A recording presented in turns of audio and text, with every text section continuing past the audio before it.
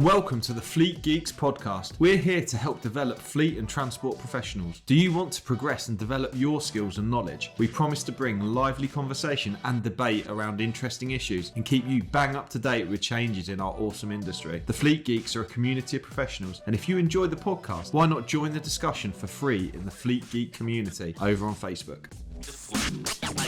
3, 2, 1, and the red light is rolling.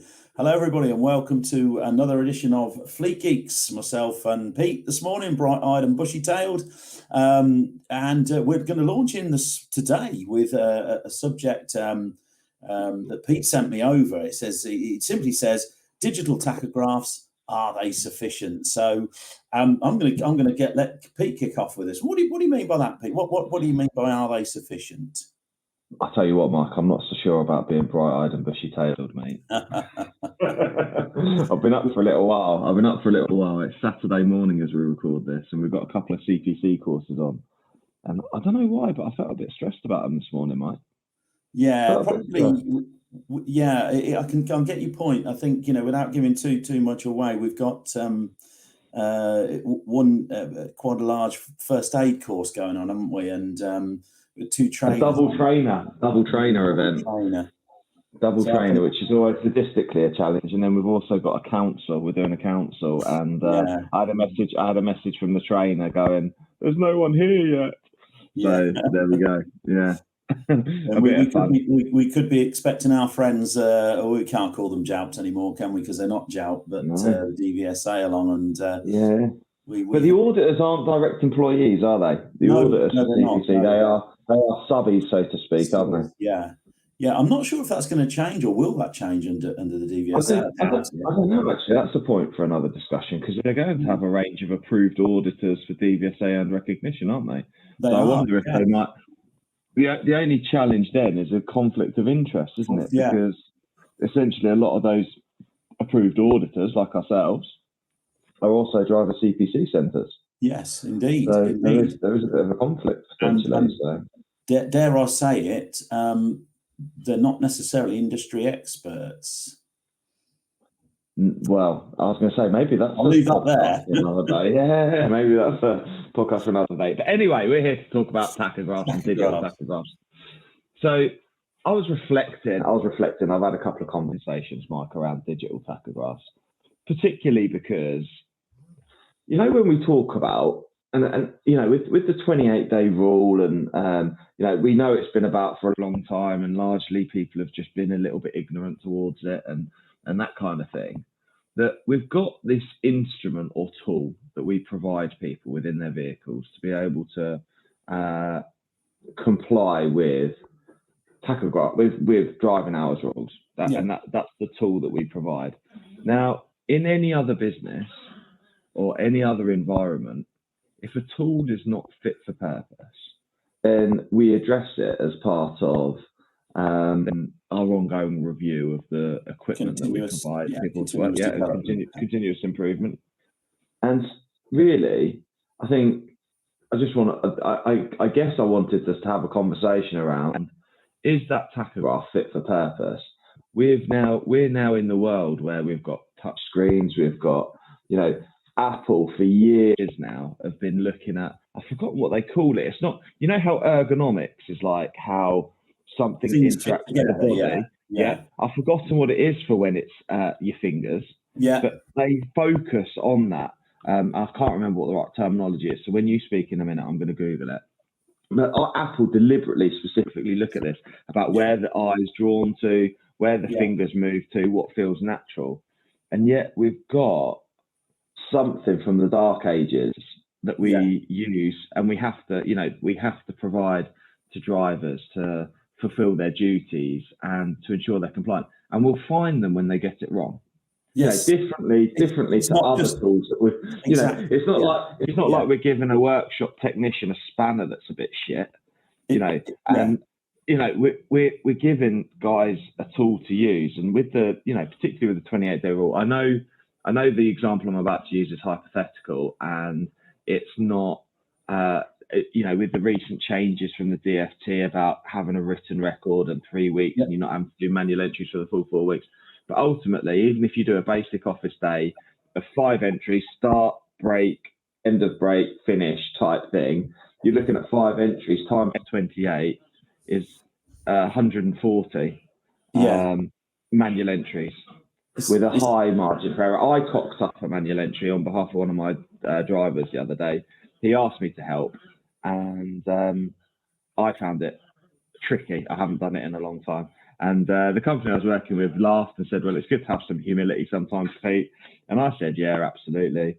But, you know, I expected when I pressed the OK button to have the opportunity to change the date, and I didn't. Clicking OK. You can't go back, can you? That's the problem. And it was forever set in stone from that point onwards. Yeah, and I fucked it up. So there's got to be a better way, surely. What do you reckon? Absolutely has, isn't there? A little bit of a history lesson for our listeners and watchers. It's tachographs go back, as we know, a long, long way. I think the first tachographs sort of were appearing in Germany at the turn of the last century to keep a track of their rail stock. So, you know, the instrument has been around donkey's years. And as we know, they were first introduced into heavy goods vehicles in 1979. But they weren't. There was not a requirement to retrofit them until 1986. So, for the first few years of having us with EU driver's hours rules from 1979, some operators were still using record books because the tachograph wasn't required to be retrofitted until 86. And then, of course, in 2006, we had the digital tachograph come along. Now, without getting on a political soapbox in any way, shape or form, the EU is a huge beast, isn't it? And the problem was in 2006, the digital tachograph was in fact already several years old, because it took them years and years and years. They decided they're going to go with digital, which is great. But in the period between them deciding to go digital and actually implementing it in 2006 was, if memory serves me right, it was kind of like 1999, something like that, if I remember the legislation that laid it down. So it was some sort of 6 years later that they came out. This is a thought. How about this then? You'll know this, Pete, but the digital tachograph came out in 2006, and the first iPhone appeared in 2007. Amazing as that. Yeah. So when we were using brand new digital tachographs in 2006, the technology was already like Nokia 3310s, you know, so it comes from the same technological era as the Nokia 3310. Hi, it's Pete from Flagship Partners. We're really proud to sponsor the Fleet Geeks podcast. Flagship Partners offer a range of consultancy and training services to ensure that our customers remain compliant and have the best possible knowledge to be able to fulfill their work. If you're interested in support with any of our safety, HR or compliance services, or you want to train to be a transport manager or need driver CPC training, give us a call today. So 30 years old. It was not fit for purpose. Even brand new, they were not fit for purpose. Because by that time we were using iPhone. Well, yeah, iPhones had started to appear. Touchscreen technology. Yeah. So then they laid down another specification for what they called the next generation, the smart tachograph, which was introduced in 2019. And if you look at the current legislation for tachographs, EC 165 2014. That's when that was laid down. So it was laid down in 2014, wasn't implemented until 2019. So even the next generation, the smart tachographs, well, there was not really much difference, was there really? Because they weren't. And so the 2019 smart tachographs were, again, just a rehash of the technology that's been around donkey's years. So, yeah, you're absolutely right. In any other walk of life, in any other part of what we do, it wouldn't be fit for purpose. But we're still expecting drivers to be proficient in the use of a piece of equipment that's just not really, well, it's clunky, it's old, it's, you know, it's... And this conversation is particularly triggered because I've always been a little bit arrogant about manual entries, because I've always gone, well, it's easy. I don't really see what drivers have got the issue with. I don't see what the problem is with it and what have you. But I think I've got to remember that I'm a millennial. I've grown up around this stuff. And then actually, for the first time in God knows how long, I've gone to do one and I fucked it up.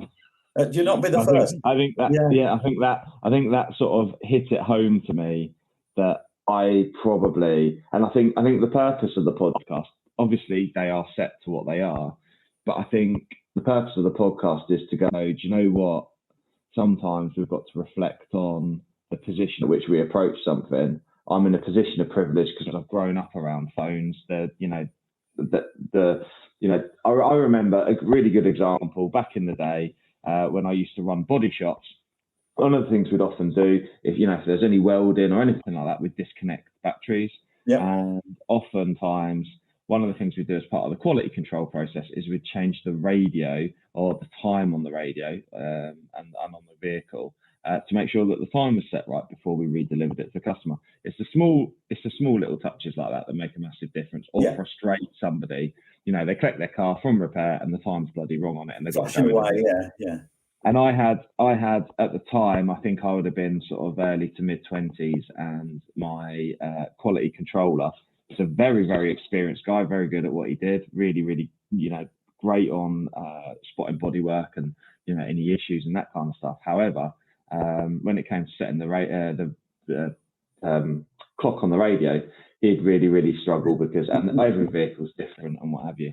And I sort of prided myself that I would be able to change the clock correctly within 2 minutes on any make or model of vehicle because I'd work it out. But yeah, it's one of those, I think, I just think it's mental. I just think it's mental that we're still using digital tachographs. And there's no agenda, as far as I'm aware, for actually changing them. So I guess there's clever software people out there who can probably do something to connect up.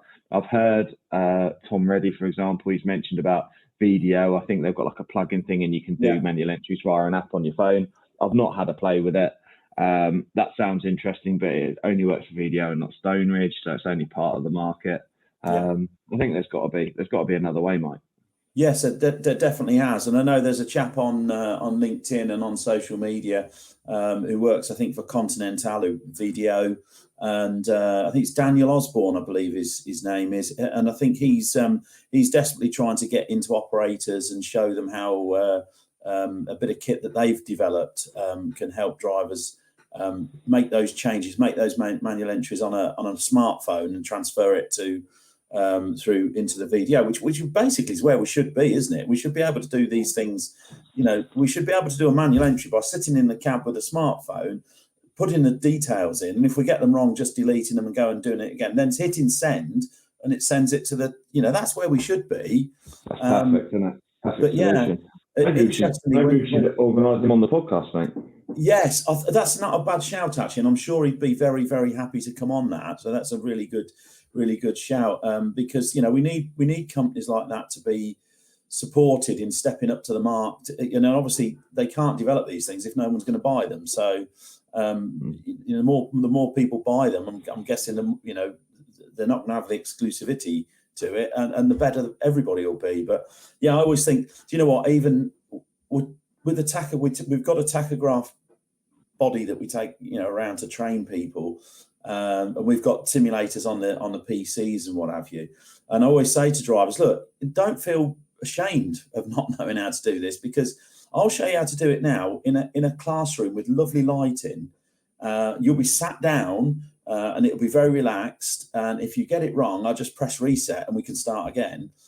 I said, but now transfer that to a wet Wednesday morning at 4 o'clock in the morning when it's blowing a gale outside, pouring down the rain. It's like the black hole, you can't see a bloody thing. And you're up here trying to reach up to a tachograph that's where do we put them? We put them in the most inconvenient place. Then why are they not just there on the dashboard? I know some maybe are, but, a lot of them are up here.